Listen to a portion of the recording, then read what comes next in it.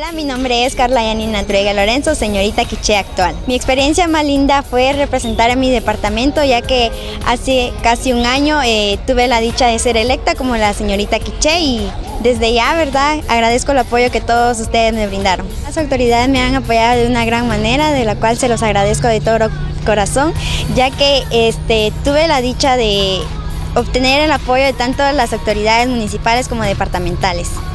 Tuve la dicha de ir a representar al departamento en Xela, ¿verdad?, en el evento de señorita Reina Nacional de las Fiestas de Independencia, y pues tuve una gran experiencia, ¿verdad?, al estar participando con las demás candidatas. Mi mensaje es que estas fiestas helenas se la pasen con amor, paz y en comunión familiar, deseándole éxitos en todas sus actividades diarias que realizan. Ustedes son parte de mi historia, ya que durante mi reinado siempre estuve pensando en ustedes, en aquel bello rinconcito llamado Ixcán.